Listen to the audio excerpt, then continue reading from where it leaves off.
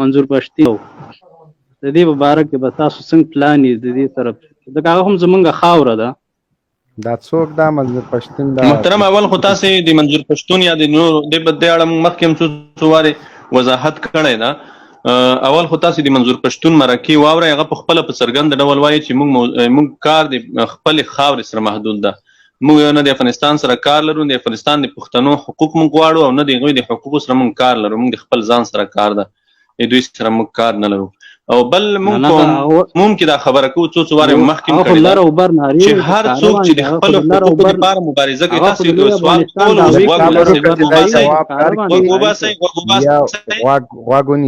صبر وکړئ چې زه جواب مکمل کړم بیا تاسې سوال وکړئ.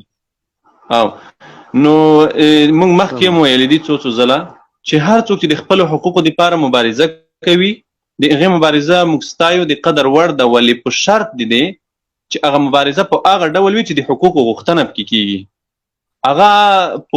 هغه د خلکو د اغفالولو یا د هغوی د تخدیرولو د دوکه کولو چل ول نه وي. محترمه وروره، په دنیا کې هیڅ ملت هیڅ قوم د ښځو نرو په ګډا او ډنسونو خپل حقوق نه دي ترلاسه کړي. که ترلاسه کړي وي تاسې ماته یو مثال ووایئ. او نه ترلاسه کېږي دا نه طرز د مبارزې ده، دا نوع د مبارزې ده. که د پښتنو حقوقو نه تاسې رښتیا مړه وای، د پښتنو حقوقو ډېر غم اخیستی وای، نو ولې مو هغه د پښتنو حقوقو والا خلک هلته شهیدان کړل، ورته دوی ته مو وویشتلو؟ چا شهیدان کړلو؟ چا ونیول؟ چا بندیان کړل؟ چا پاکستان ته لاس تړلي وسپارل؟ د چا استخبارات د هغوی نه د ملي امنیت په استخبارات خونو کې استنتاق کوي، څوک ترې تحقیقات کوي؟ ولی هغه د چا حقوق غوښتل؟ هغې د پښتنو حقوق نه غوښتل؟ ولې تاسې ووژل؟ ولې تاسې په لاس ورکړل؟ ولې تاسې وتړل ورته؟ نو د حقوقو غوښتلو دپاره خپله لار ده.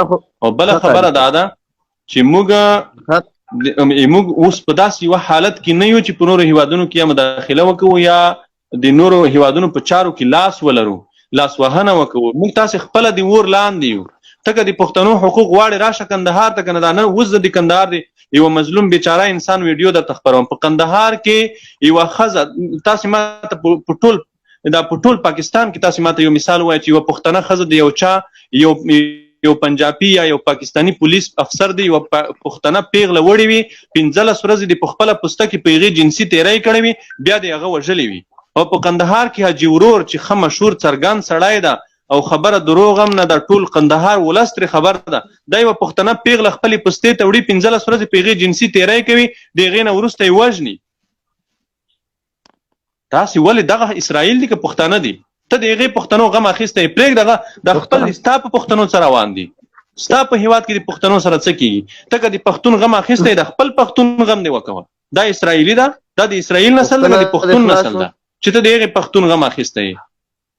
ستا په هیواد کې داسې کېږي. دا نن مې یوه ویډیو کته چې د کندهار یو بیچاره غریب سړی ده، هغې کور ته دوی تونل ور وهلی ده. مبین صاحب هغه ویډیو زه تا ته ولیږم، دلته یې پلی کړئ.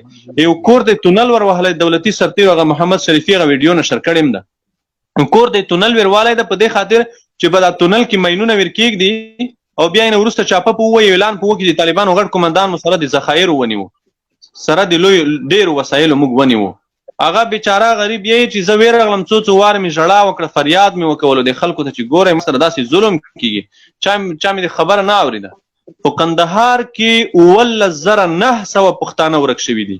19,900 پښتانه یوازې په کندهار ولایت په خپل وطن کې تر ټولو زیات پښتانه قتل شوي دي، تر ټولو زیات پښتانه په زندانونو کې دي، تر ټولو زیات د پښتنو کورونه بمبار شوي دي، تر ټولو زیات د پښتنو په سیمو کې جوماتونه بمبار شوي دي، مدرسې بمبار شوي دي، کلینیکونه بمبار شوي دي، په کورونو خلک ورننوتل دي، ښځې او ماشومان وژل شوي دي. زه د خپلو افغانانو په دې کار باندې ډېر سخت افسوس کوم چې دوی د خپلو پښتنو غم نه خوري، لیکن د هغه چا غم خوري چا چې د خپل ملک د هغې ملک قانون هم منلی ده، ګرین کارډ یې هم اخیستی ده، او دا په ډاګه وایي هم چې موږ زموږ مبارزه په خپل ملک پورې تړلې ده. موږ د بل چا د حقوقو غوښتونکي نه یو، خپل قانون مطابق د حقوقو غوښتونکي یو.